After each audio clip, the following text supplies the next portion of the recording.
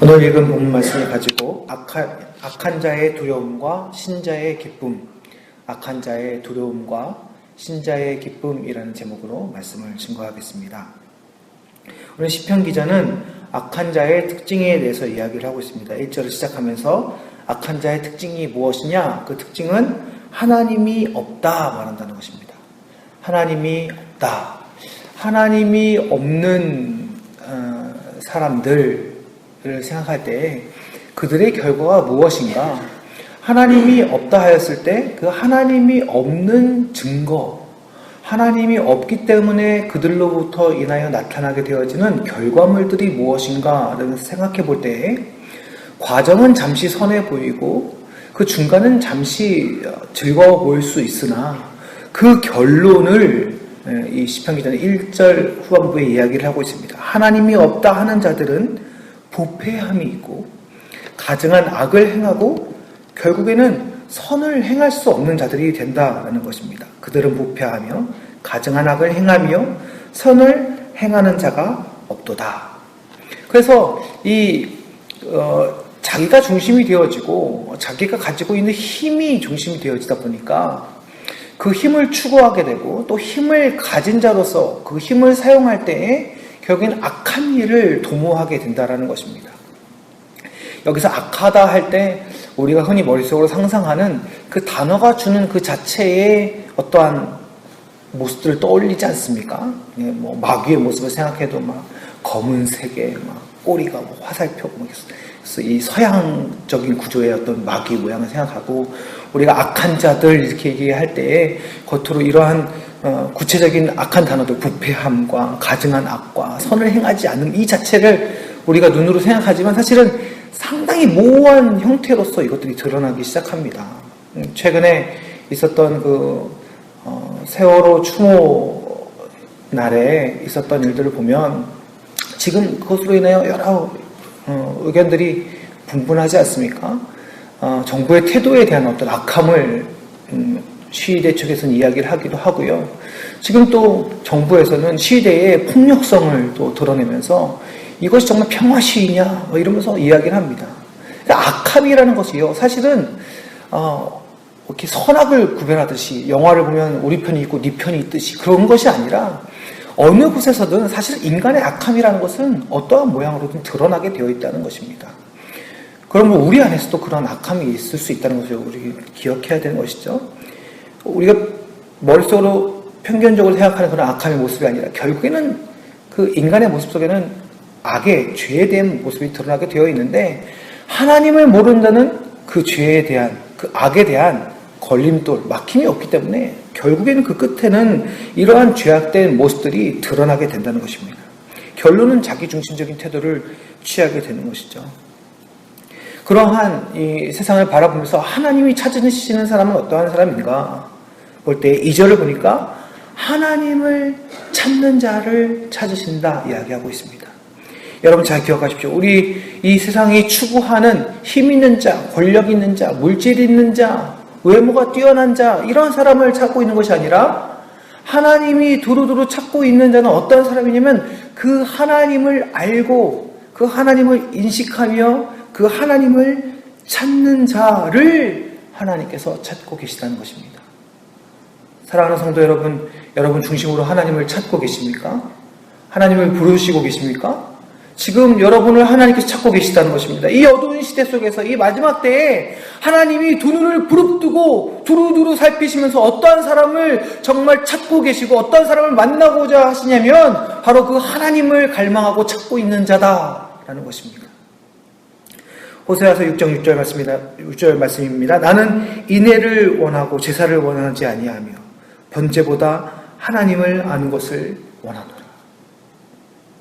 정말 그 하나님의 중심을 알아주는 자, 정말 그 하나님의 중심을 살피는 자, 아니 그러기 위하여 먼저 하나님을 잘 알기를 소원하는 자, 그러한 사람을 하나님께서 이 시대에 찾고 계시다는 것입니다.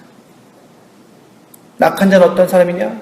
이 하나님의 찾음 없이, 이 하나님을 갈망하는 마음 없이 그저 자기의 인생을 살아가는 자, 혹이나 우리의 외적인 경건으로 우리의 신앙적인 형태를 채울지라도 중심은 하나님께로부터 멀어져서 하나님과 관심 없이 살아가는 자, 그러한 자들이 결국 악한 자들이라는 것입니다. 악한 자가 승승장구해 보이는 것 같습니다. 이 세상의 것을 다 가지고 있는 자가 이 세상을 소유하고 승리하는 것처럼 보입니다. 그들이 정말 절대적인 권력자인 것처럼 보입니다. 그러나 그렇게 세상의 것을 다 가지고 소유하여도 그들의 마음속에는 한 가지 약점이 있습니다. 악한 자가 가지고 있는 것, 하나님을 찾지 않는 이 세상을 주인으로 알고 살아가는 자가 가지고 있는 것은 무엇이냐? 5절에 보면 두려움. 그 사람들은 어떤 두려움을 가지고 있냐면 심지어는 두려워하지 않을 상황에서도 두려움을 가지고 있는 것입니다. 아무런 위협이 없는 상황에서도 자기 혼자 그 두려움 때문에 벌벌 떨게 되는 것입니다. 세상의 것을 다 가지고 소유하였을지라도 소유가 주는 두려움 때문에 이 땅에 완전한 것이 어디 있고 이 땅에 선한 것이 어디 있겠습니까? 세상의 것을 다 가지고 많은 것을 내가 주인이 되어서 소유하고 있을지라도 결국에는 자기가 극복할 수 없는 그런 두려움이 있다는 것입니다. 저는 이 두려움을 이렇게 생각해 보았습니다. 이 두려움이 오히려 반대로 하나님을 인식하는 하나의 모습이다라는 것입니다. 이들의 주장은 그렇습니다. 하나님은 없다. 하나님은 없고 내가 인생의 주인이다. 내 물질이 주인이다. 하나님을 믿느니 내 주먹을 믿겠다. 이렇게 외치지만 그 속에는 진정한 두려움이 있는데 그 두려움 자체가 하나님이 없으면 느낄 수 없는 두려움이라는 것입니다. 뭔가 하나님이라는 단어는 아니지만 내가 극복할 수 없는 어떤 현실이 있는 거예요. 내가 도무지 이길 수 없는 어떤 위협이 있는 것입니다. 언제 이 물질이 사라질지도 모르는, 언제 내 위치가 없어져 버릴지도 모르는, 언제 내 권력과 내 힘이 사라져 버릴지 모르는 그런 두려움이 있는 것이죠.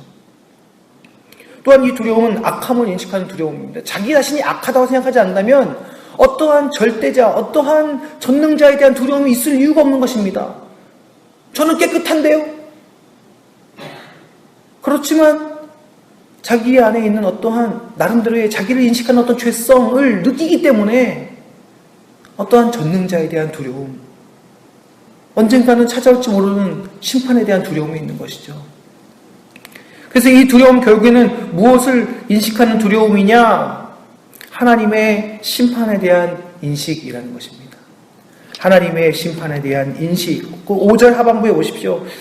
두려움 없는 것을 그들이 두려워하였는데 왜 두려워하냐면 너를 대하여 진친 그들의 뼈를 하나님이 흩으시며 이 시편 기자를 향하여 진을 친 그 악인들, 하나님이 없다 말하면서 조롱하는 그 악인들을 그들의 뼈를 하나님이 흩으셨다라는 것입니다. 하나님이 그들을 버리셨으므로 네가 그들에게 수치를 당하게 하였도다.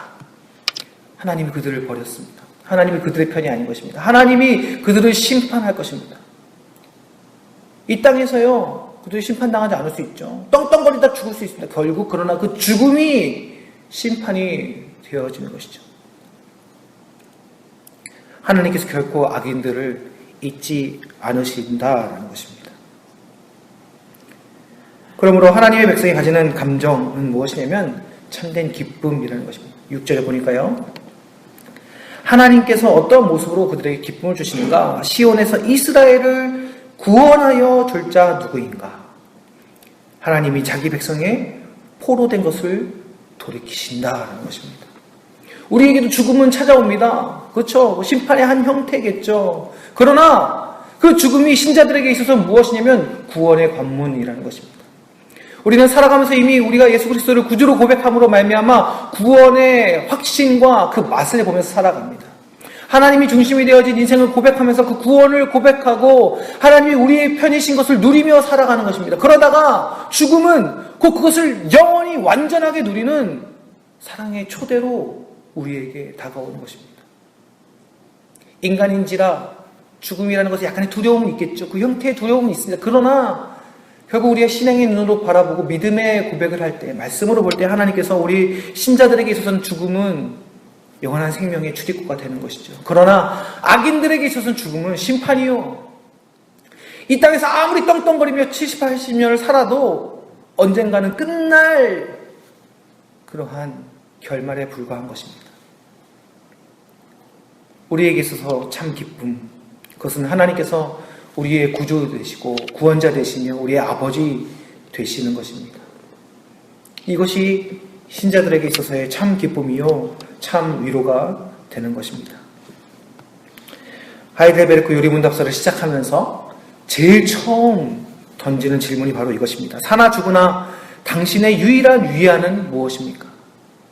여러분의 유일한 위로, 여러분의 위로의 기쁨은 무엇입니까? 하이델베르크 요리문답서는 이렇게 기록하고 있습니다. 사나 죽으나 나는 나의 것이 아니고 몸과 영혼이 모두 신실하신 구주 예수 그리스도의 것입니다. 주께서 보배로운 피를 흘려 나의 모든 죄값을 치러주셨고 마귀의 권세로부터 나를 자유롭게 하셨습니다. 또한 하늘에 계신 아버지의 뜻이 아니고는 나의 머리카락 하나라도 상하지 않는 것처럼 주님께서는 나를 항상 지켜주십니다. 실로 이 모든 것이 협력하여 나의 구원을 이룹니다. 내가 주님의 것이기에 주께서 성령으로 말미암아 내게 영원한 생명을 보증하셔 지금부터 나의 온 마음을 다하여 기꺼이 주를 위하여 살게 인도하십니다. 여러분, 오늘 이 고백이 여러분의 진실한 위로가 되십니까? 여러분, 오늘 이 고백이 우리의 참 기쁨입니까? 여러분, 우리는 이 기쁨의 힘으로 살아가야 할 것입니다. 하나님이 나의 구원이시요 하나님이 나의 편이시다.